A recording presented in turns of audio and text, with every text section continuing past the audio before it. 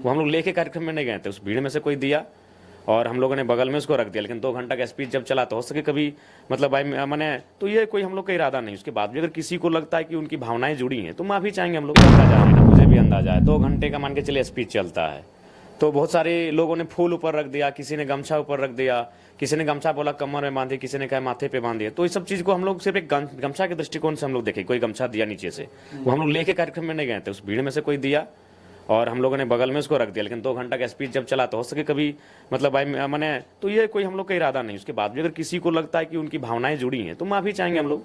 हम लोग तो भाई सबको लेके चले हैं और ये कोई गमछा कोई प्लानिंग नहीं था। ये अचानक उस भीड़ में से कोई गाड़ी में रख देता है, फूल भी था उस गमछा में।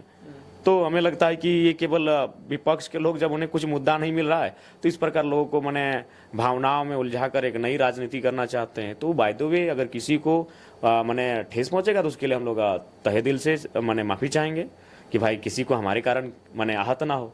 लेकिन ये कोई मैंने अनभिज्ञ कह सकते हैं, अनजान, ये कोई जान नहीं, कैसे जानकारी रहेगा। 2-2.5 घंटा का स्पीच चल रहा है, उस गाड़ी में नीचे से मन के बगल में लड़के हैं तो उन्हीं में से कोई या तो कोई भाई पसीना, कोई पानी की बोतल दे दिया कि पानी पी लीजिएगा, कोई कपड़ा दे दिया कि भाई पसीना दे रहा है पहुंच लीजिएगा, धूप दे रहा है, गाड़ी के बर्नेट में धुआं उड़ रहा है। तो ये फील करके नीचे से किसी ने सोचा उसके घर मैंने होगा उसके पास, क्योंकि गमछा सबको यूज कर रहे हैं वो लोग, तो किसी ने रखा होगा या किसी ने दिया होगा।